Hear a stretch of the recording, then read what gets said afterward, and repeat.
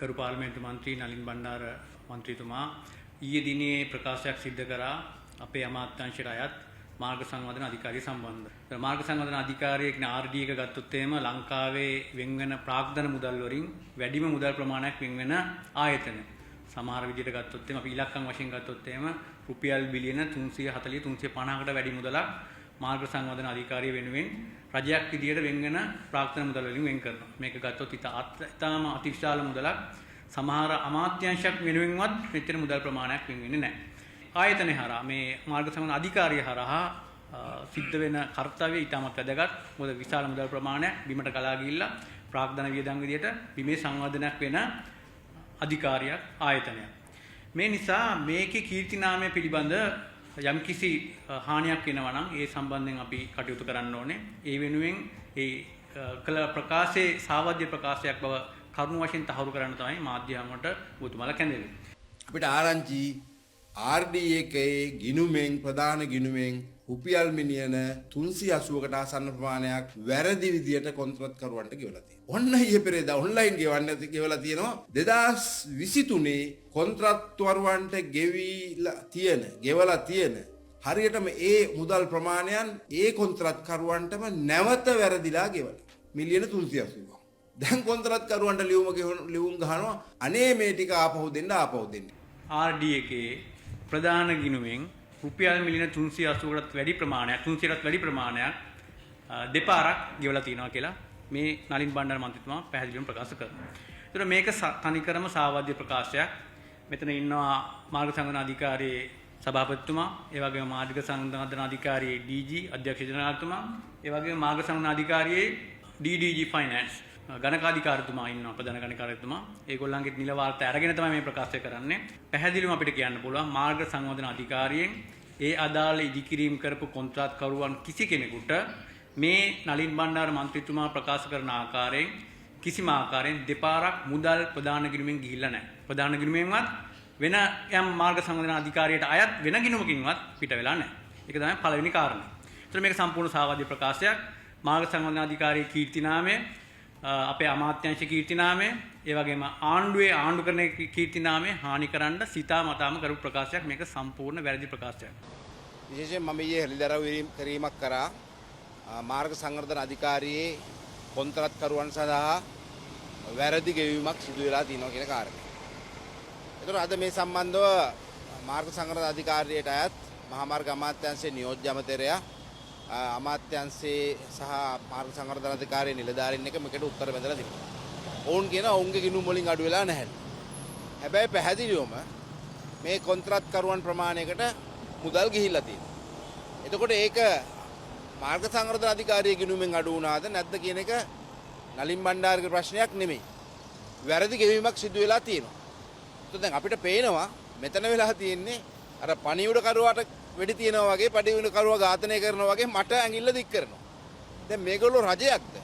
මඩකලපුව දිස්ත්‍රික්කයේ කොන්ත්‍රාත් කරුවන්ට කලින් මේ කොන්ත්‍රාත් කරුවන්ට ගෙවීම් කරද්දී ඒ දිස්ත්‍රික්කයේ ඉන්න ප්‍රධාන ඉංජිනේරුවෝ වෙන්න පුළුවන් නැත්නම් විධායක ඉංජිනේරුවෝ වෙන්න පුළුවන් ඔවුන් හරහා තමයි චෙක්පත් ගෙවීම් සිදු වුනේ. මේ ආණ්ඩුවට පස්සේ මේ ගෙවීම් සියල්ලක්ම මාර්ග අධිකාරිය RD එකේ මූලස්ථානයෙන් ඔන්ලයින් ගෙවන ක්‍රමවේදයක් සකස් කරා. දැන් මෙතන දෙවෙනි කාරණය තමයි මෙතුමා කියනවා මෙච්චර කාලයක් තිබ්බේ මාර්ග සංවර්ධන අධිකාරියේ ගෙවන ගෙවීම් ප්‍රාදේශීය වශයෙන් කොන්ත්‍රාත් ඉෂ්ට කරාට පස්සේ ගෙවනවා ප්‍රාදේශීය වශයෙන් කියලා. දැන් ඒක සෙන්ට්‍රලයිස් කරලා තියෙනවා, මධ්‍යගත කරලා තියෙනවා. මේ නිසා තමයි මේ අවභාවිතාව වෙලා තියෙන කියන කාරණේ තමයි උද්ගත කරන්නේ. හැබැයි පැහැදිලිවම කියනවා මෙතුමාලා තාක්ෂණික කරුණු වශයෙන් පැහැදිලි කරේ මම මේ වටේ පැහැදිලි කරාට පස්සේ කිසිම ඒ විදිහට පේමන්ට් සිස්ටම් එකේ ගෙවීම් ක්‍රමවේදයේ කිසිම වෙනසක් මාර්ග සංවර්ධන අධිකාරිය අපි කරලා නැහැ. අපේ අමාත්‍යාංශ විදිහට අපි කරලා නැහැ. කාලයක් තිස්සේ ගෙවීම් කරගෙන ආපු ඒ පාරදෘශ්‍යභාවය ඒ විදිහටම තියාගෙන ඉන්නවා. ඒතර මෙතන මේක හරහා මේගොල්ලෝ බලාපොරොත්තු වෙන්නේ නලින් බණ්ඩාර මන්ත්‍රීතුමා ගැන ලොකුට කියන්න දෙයක් නැහැ.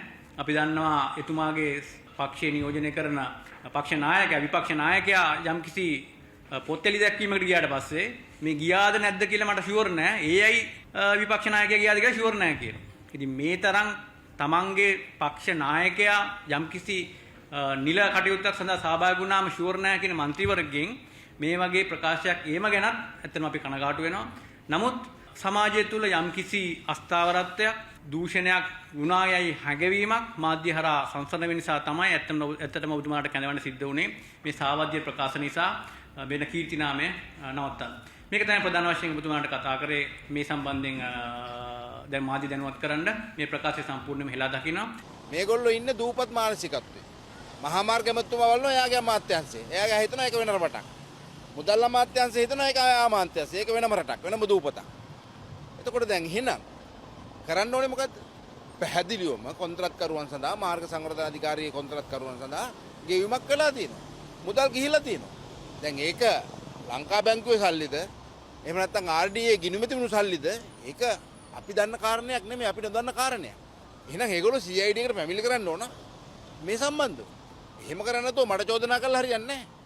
දැන් එතකොට ලංකා බැංකුවේ තියෙන කාගේ සල්ලිද? ඒකත් රාජ්‍ය ආයතනයක්. දැන් මේගොල්ලෝ අපි දන්නවා අපිට කිසි ප්‍රශ්නයක් නැහැ. RDA කියන හොඳ ආයතනයක්, පිළිගත් ආයතනයක්. ඒතර RDA ගේ කීර්ති නාමය වගේම තමයි ලංකා බැංකුවේ කීර්ති නාමයක් තියෙනවා.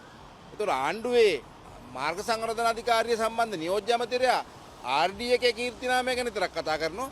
හැබැයි ලංකා බැංකුවේ කීර්ති නාමය එයාට ප්‍රශ්නයක් නැහැ. එයාගේ අමාත්‍යාංශේ නෝන නිසා. එතන මේකම රජයක මැති අමාත්‍යවරුනි මේ ඉන්නේ. ඒතර සාමූහික වගකීමකෝ ඒ සාමූහික වගකීම දරන ඇමතිවරයෙක් නම් නියෝජ්‍ය ඇමතිවරයෙක් නම් කරන්න ඕනේ ලංකා බැංකුවෙන් මේ ගැන පරීක්ෂණ පවත්වන්න කතා කරන්න ඕනේ. ඒගොල්ලන්ගේ කරුණු විමසන්න ඕනේ. කොහොමද මේ ගිණුම් වලින් ගියේ කියලා. දැන් ලංකා බැංකුව මේ කොන්ත්‍රාත්කරුවන්ගේ ලියුම් යවලා තියෙනවානේ මේවා අය කරගන්න. ඒ කොන්ත්‍රාත්කරුවන්ගේ ලංකා බැංකු නොවන බැංකු කොමර්ෂල් බැංකුව, පීපල්ස් බැංකුව, ඒ බැංකු වල හරහා මුදල් ගියවට ලියුම් ලියලා තියෙනවානේ මේවා මේ වැරදීමක් නිසා ගියා කියලා ඒක අය කරගන්න. අපි දන්නේ නැහැ කාගේ account එකෙන්ද ගිහිල්ලා කියලා. හැබැයි මුදල් ඒ කොන්ත්‍රාත්කරුවන්ට බැරලා තියෙනවා. එතකොට මේක වැරදි ට්‍රාන්සැක්ෂන් එකක් නම් ඒ RDA කොන්ත්‍රාත්කරුවන්ට විතරක් මේ දිනේ ඒ ට්‍රාන්සැක්ෂන් එක උනේ. එහෙනම් රටේ අනෙක් මිනිස්සුන්ට අපේ ගිණුම් වලට සල්ලි එන්න බෑ කියන දවසේ. මේක මේ තාක්ෂණික දෝෂයක් නා සිස්ටම් එරර් එකක් නා. එහෙම වෙලා නැහැ. මේක වෙලා තියෙන්නේ මඩකලපුව දිස්ත්‍රික්කයේ නිශ්චිත කොන්ත්‍රාත්කරුවන් ප්‍රමාණයකට 2024 යම් දිනක ගෙවීම් කරපු ගෙවීම නැවත ගෙවීමක් විතර කියලා තියෙනවා. ඒකේ වැරදිකරුවා ලංකා බැංකුවද RDA එකද කියන එක නලින් බණ්ඩාරට මේ ප්‍රශ්නේ තියෙන්නේ. ඒක ඒගොල්ලෝ විසඳ ගන්න ඕනේ. හැබැයි මේ දෙකේම තියෙන්නේ මහජන මුදල්.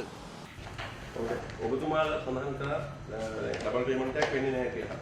නමුත් දැන් නලින් බණ්ඩාර මන්ත්‍රීවරයා ප්‍රකාශ කරන්නේ මඩකලපුවේ BOC එක හරහා ගිහිල්ලා තියෙනවා කියලා කොන්ත්‍රාත්කරුවෙකුට මේ මුදල. ඒකට එහෙම එකක් ගිහිල්ලා තියෙනවද මේ වෙනකොට? ඒ ගිහිල්ලා තියෙනවා කියන්නේ ලංකා බැංකුවෙන්නේ මාර්ග සංවර්ධන අධිකාරියේ ප්‍රධාන ගිණුමෙන්වත් කිසිම ගිණුමකින් සතයක්වත් ඩබල් පේමන්ට් එකක් වෙලා නැහැ. ඒක අපි ඇෂුවර් කරනවා ස්ථිර වශයෙන් කියනවා. ඒක තමයි කියන්නේ. ඒක නලින් බණ්ඩාර මන්තුමා කියනවා නම් ඒ කියන කාරණා ටික සම්පූර්ණ වැරදි.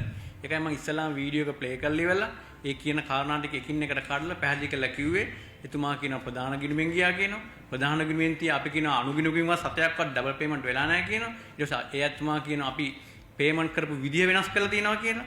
ඒක එහෙම වෙනස් කළා නැහැ පරණ විදියටමයි පේමන්ට් එක යන්නේ. ඒක කිසිවක් වෙනස් කළා නැහැ. ඒතර එතුමා කියන ප්‍රකාශය 100% වාක්‍යයක් පස වැරදි.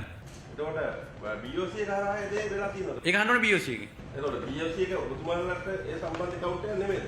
BOC එක කියන්නේ අපේ එකක් නෙවෙයිනේ. අපි මාර්ග සංවර්ධන අධිකාරිය. අපේ account account එක කරා නෙමෙයිද BOC එකේ දැන් ඔබතුමාලා ඉන්නේ නෑ අපි දෙන්නේ අපි ප්‍රධාන ගිණුමෙන් යම් කිසි මුදලක් යවන්න තියෙනවා නම් අපි දානවා ගිණුමකට. ඒකට අපි නිර්දේශ කරන මේගොල්ලන්ට ගෙවන්න කියලා. ඒතර ඒගොල්ලෝ එක ගෙවනවා.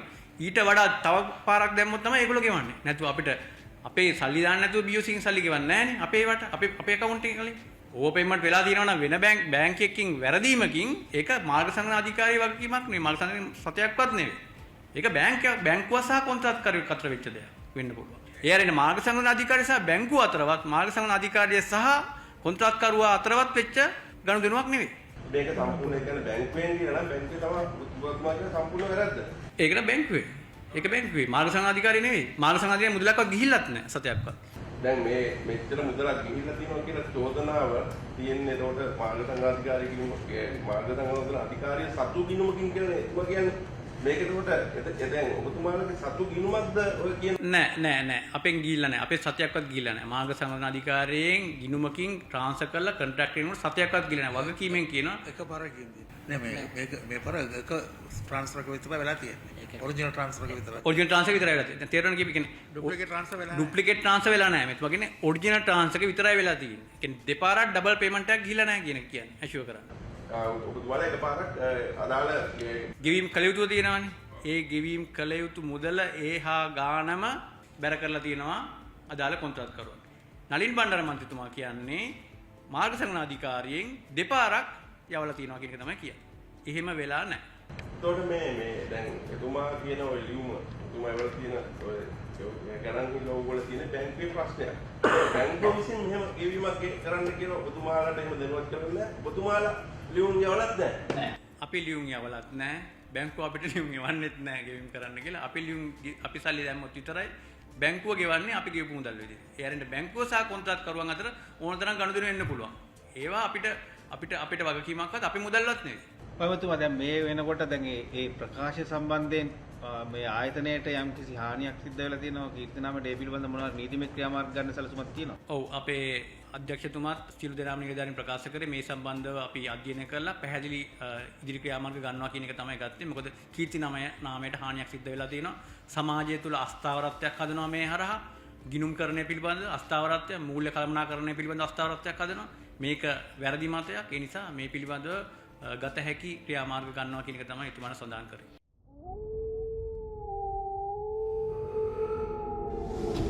The News Reporter වාරණයෙන් තොර අපක්ෂපාතී වාර්තාකරණය